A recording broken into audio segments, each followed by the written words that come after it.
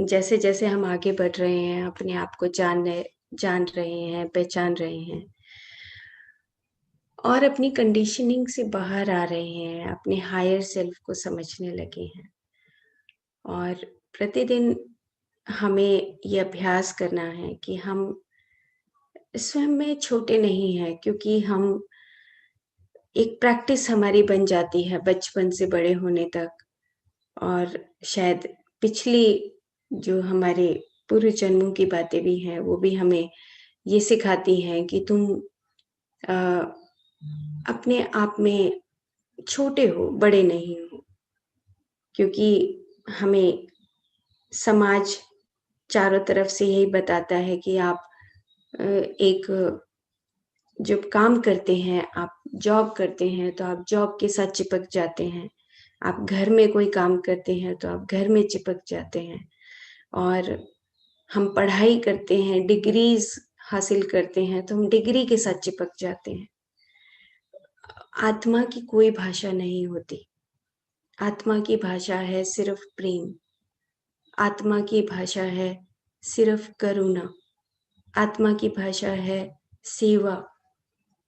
आत्मा की भाषा में डिग्रियां नहीं है।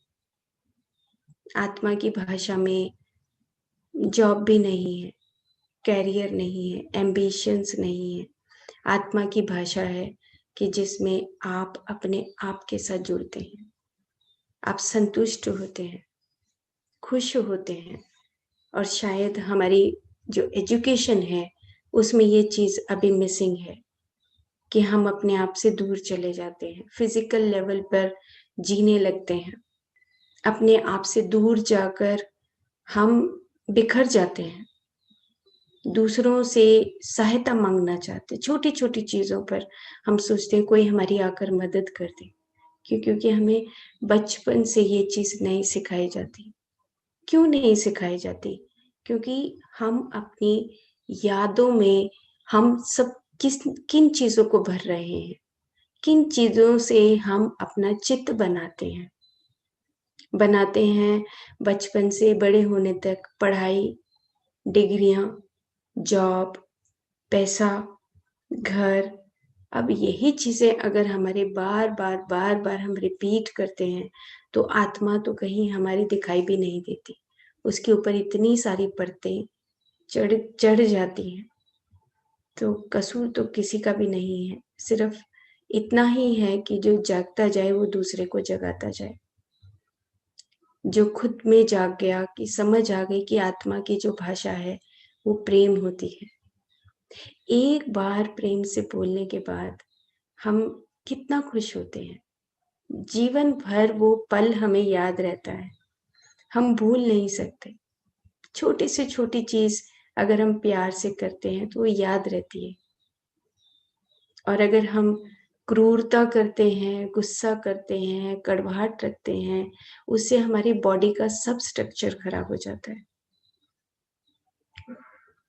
फिर हमारी बॉडी की केमिस्ट्री, हमारी बॉडी के हार्मोन्स, हमारी बॉडी के एंजाइम्स, हमारी बॉडी के ऑर्गन्स सब डिस्ट्रॉय होने लगते हैं, सूखने लगते हैं, ड्राई अप हो जाते हैं। लेकिन दवाइयों से तो इलाज नहीं हो सकता। कोई भी दवाई हमारा इलाज नहीं कर सकती। टेम्परेरीली हम उसको कंट्रोल कर सकते हैं, रोक सकते हैं, शायद खुश हो सकते हैं कि ठीक हो गए हैं। बट अंदर से हम खुद में अपनी आत्मा, जहाँ पर हमारी आत्मा का वास है, जो कण-कण में बसी हुई है, उसको हम जागृत नहीं कर पाते। एक हैबिचुअल हम एक हैबिचुअल इंसान की तरह जीवन भर बस उसी में लिप्त हो जाते हैं। हमने देखा है ना, कई बार जो बुजुर्ग लोग होते हैं, हम बार-बार यही कहते हैं, "ये नहीं बदल सकता।" यस, वो बदल भी नहीं सकता है। क्यों? क्योंकि उनको उनको एक एक हैबिचुअल एक प्रैक्टिस हो जाती है उनकी कि वो उसी में जीना चाहते हैं। और हम सब भी उसी दौर से निकल भी रहे हैं। ऐसा नहीं है, पूरी दुनिया उसी दौर से निकल रही है। वो ये ऐसा पीरियड है हमारे जीवन का, जिसमें हम बड़े-बड़े मेंटल जो हमारा कॉन्शियसनेस है, ग्रुप मेंटल कॉन्शियसनेस है, उसमें हम पेड़ काटने लगे हैं ब्रिज बनाने के लिए। हम पेड़ काटने लगे हैं कि यहाँ हम कुछ और बनाएंगे। ये कितने बड़े क्राइसिस हमारी धरती पर आ रहे हैं। नफरत से देखने लगे हैं हम, देश को बांटने लगे हैं, पता नहीं क्या क्या करने लगे हैं। बंटवारे होते हैं, हम देखते नहीं। अच्छा वो बिहार से आया है, अच्छा वो दूसरे देश से आया है। हम दूसरे देश में भी जाते तभी भी ऐसा ही होता है कि अच्छा they are Indians, they are Pakistanis, they are Chinese. China का कोई चीज है तो हम नफरत से देखते हैं। कहाँ से आई है नफरत? क्योंकि हमारी कंडीशनिंग हो गई है, बार बार हम वही चीजें सुनते हैं। उन्हीं चीजों को सुनकर हम अपनी कंडीशनिंग करते हैं। क्यों? ये तो पूरी धरती हमारा रहने का जगह है, हम क्यों नफरत से देखते हैं? हमें नफरत को छोड़ना है। ये कंडीशनिंग है हमारी। छोटी छोटी चीजों में हम कंडीशनड हो जाते हैं और फिर वही चीजें बड़ी हो जाती हैं सामाजिक तौर पे, ग्रुप तौर पे। नील डोनाल्ड की एक पुस्तक है, कन्वर्सेशन विद गॉड। उनके 3 पार्ट्स हैं, फर्स्ट, सेकंड और थर्ड पार्ट। आप जरूर से जरूर पढ़िए उनको, यूट्यूब पर देखिए नील डोनाल्ड का पुस्तक। उन्होंने कहा कि ये समाज जो है, ये समाज का जो माइंड है, उस माइंड को आप आंख बंद करके देखिए कि समाज कहाँ जा रहा है, कौन से दौर से वो गुजर रहा है। Religion, caste factors, sex factors, cult factors, कितने सारे हमारा जो अकुमुलेटेड कंबाइंड माइंड है वो किस दौर से निकल रहा है। तो वो चीज हमें सीखनी है कि जागृत अवस्था में हमें कैसे रहना है। अगर एक बदलेगा तो 2 बदलेंगे, 2 बदलेंगे तो 50 बदलेंगे, 50 बदलेंगे तो 100 बदलेंगे। और सभी मास्टर्स का एक ड्यूटी, रिस्पॉन्सिबिलिटी बनता है कि अपने आप में हम जगाएं अपने आप को। कल ही ऑफिस में बात हो रही थी कि हम बड़े बड़े हीलिंग सेंटर्स बनाते हैं, हॉस्पिटल्स बनाते हैं, हम बड़े बड़े इंस्टीट्यूशंस बनाते हैं, लेकिन इंस्टीट्यूशन के अंदर जो इंसान है वो अवेयरनेस में नहीं है। वो अवेयरनेस में अगर होते तो हमारे इंस्टीट्यूशंस बहुत सुंदर होते। हमारी गवर्नमेंट, हमारे प्राइवेट इंस्टीट्यूशंस सब बहुत सुंदर होते, क्योंकि इंसान बदल चुका है। पर इंसान जागा ही नहीं है। और इंसान कैसे जाग सकता है? जब हम अपने आप के साथ जुड़ेंगे। बस सीधा सा फॉर्मूला है, one formula, just you connect with your self. अपने आप को अपने हायर सेल्फ से जाकर पूछो कि मैं क्या क्या करता हूँ दिन भर। छोटे से छोटी भी बात में भी अगर मैं पार्शियलिटी करता हूँ तो इट मीन्स कि आई एम जस्ट अहंकार का एक छोटा सा कण है जो मैंने बो दिया है अपने अंदर। वो छोटा सा कण जो बो दिया, वो तो अब पौधा बनेगा ही बनेगा। और उसको फिर काटेगा कौन? वो मुझे ही काटना है। That is the law of कर्म। क्षण भर में हम छोटा सा अहंकार का बीज बोने के बाद उसी को फिर हम काटना भी पड़ता है हमें। और कितने जन्मों से हम काट ही रहे हैं, क्योंकि हमने अपनी उन यादों में, उन मेमोरीज के उन फोल्डर्स में हमने ये सब भर दिया है। जागरूकता, एक एक पल जागरूक रहना है कि कहीं मैं गलत तो नहीं हूँ, कहीं मैं गलत तो नहीं सोच रहा हूँ, कहीं मैं गलत तो नहीं कर रहा हूँ। कंडीशनिंग से बाहर आना है। तुरंत हम उन छोटी छोटी क्षणों में कोई ना कोई अहंकार का बीज बोते रहते हैं। और वो अहंकार का बीज बोने के बाद फिर वो कितना बड़ा बन जाता है। अगले जन्मों में हमें याद ही नहीं रहता कि हम कौन है। देखो कितनी दुनिया में जन्म लेने वाले बच्चे पैदा होते हैं, हम भी उनमें से एक हैं। हमें याद ही नहीं आया कि हम कौन है, हम पिछले जन्मों में हमने क्या किया था। फिर उसी मशीन, उसी चक्की में पिस रहे हैं। अब धीरे धीरे मेडिटेशन से हमें याद आ रहा है कि हम स्वयं में भगवान हैं, हम स्वयं में एक प्रकाश स्वरूप हैं। ये शरीर तो आता जाता रहते तो कवर है जस्ट, और इस कवरिंग में भी जो हमारी मांसपेशियां हैं, हमारी हड्डियां हैं, अब तो इतनी गहराई से बात समझ आती है कि ये सब चीजों में अगर हमारी मांसपेशियों में कहीं गांठ होती है, कहीं हमारा खांसी होती है, हम बीमार होते हैं, तो ये सब पीछे से बैकग्राउंड की जो स्टोरी है वही हमारे जीवन में हमारे फिजिकल बॉडी के ऊपर रिफ्लेक्शन लाती है। और उसको धोना कौन है, धोएगा कौन उसको? जब अहंकार के बीज हमने ही बोए हैं तो हमने ही उनको काटना है। कोई डॉक्टर आके उसको काट नहीं सकता। वो डॉक्टर सिर्फ इतनी मदद कर सकता है कि यस, तुम अपने जीवन में लाइफस्टाइल में चेंजेस लाओ, लाइफस्टाइल की चेंजेस लानी है। मोस्ट ऑफ द हम फिजिकल कोई भी सिस्टम हो हमारा, हम फोकस करते हैं, अच्छा आयुर्वेदा है, होम्योपैथी है, एलोपैथी है, ये योगा है, नेचुरोपैथी है।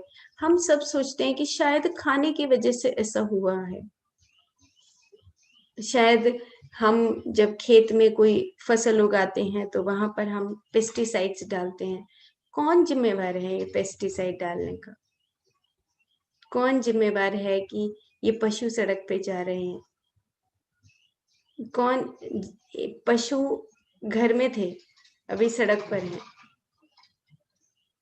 पता नहीं, ये जो सिस्टम है इसको हम ही लोग सुधार सकते हैं।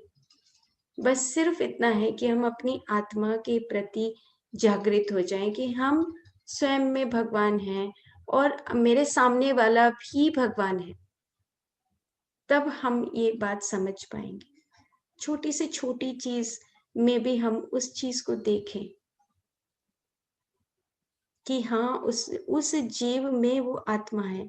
चींटी चलती है तो 5 मिनट निकालिए, देखिए कि चींटी चल रही है, उसके अंदर वही आत्मा है। वो फड़फड़ाती है, जाती है, आगे जाती है, चलती है, वो सीख रही है। उसका भी एक लर्निंग का प्रोसेस है। और वो जब सीखती है तो उसकी उम्र हो जाती है, वो चली जाती है। सेम इसी तरह हमारा भी एक प्रोसेस है। और हम तो हायर माइंड, हमारा तो नियोकॉर्टेक्स है, हम तो हायर ब्रेन के ह्यूमन बींग्स हैं।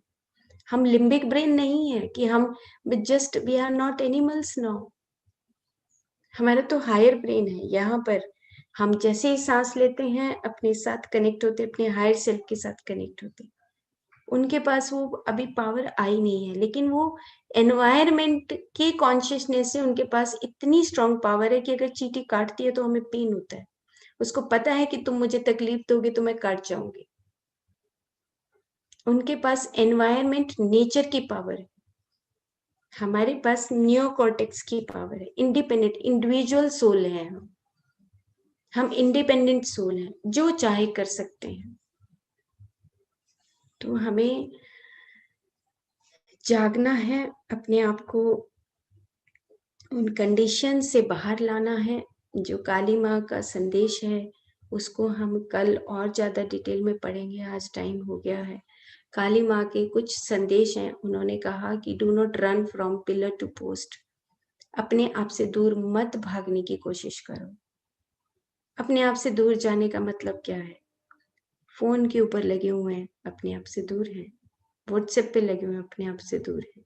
पर एक हैबिट बन गई हमें, दूसरों के साथ बात करने में जो हमें चस्का है उनसे दूर होना है। Silence silence silence, isolation. 5 minute 10 minute, जितना हमारे पास समय, हमें एकदम से जागृति आती है, आंख बंद करना चाहिए, हमें अलग से आराम से बैठना चाहिए। यस, बैठना चाहिए डेफिनेटली। और तुरंत उसको फॉलो करो। What the believe do we know. बार बार ये पिक्चर देखिए, बार बार जब आप नील डोनाल्ड को पढ़ेंगे, कन्वर्सेशन विद गॉड पढ़ेंगे, बार बार, ये नहीं कि एक बार पिक्चर देख ली तो फिर देखनी ही नहीं। What the believe do we know 1000 बार देख डालिए, जब तक हम जागेंगे नहीं। हमारे अंदर से आवाज आती है जागो, फिर भूल जाते हैं। जब तक देखते रहिए जब तक आप जागे नहीं, तब तक देखनी ही है। या फिर आंखें बंद कर लीजिए, अपने आप के साथ जुड़िए। और अपनी डायरी को मेंटेन जरूर करिए।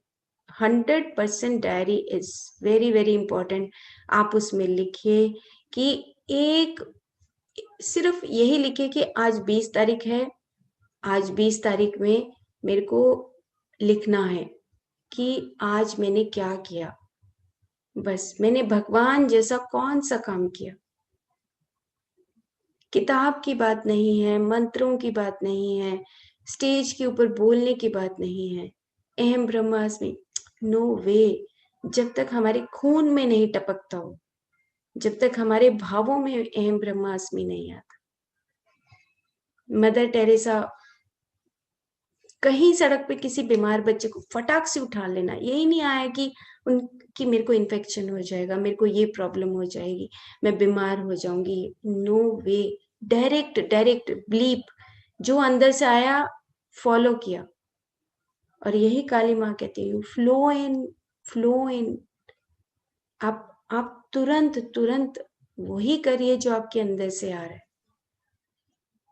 और जब तक हम अपनी प्रैक्टिस को आगे बढ़ाते हैं, अपनी कंडीशनिंग से बाहर आते हैं और धीरे धीरे अपना सोल इवोल्यूशन, अपनी आत्मा का उद्धार करना और दूसरों की मदद करना, सेवा भाव, सेवा और प्रेम, द हाईएस्ट स्टेट, जिसमें हम सेवा का भाव रखें और प्रेम का भाव रखें, करुणा का भाव रखें,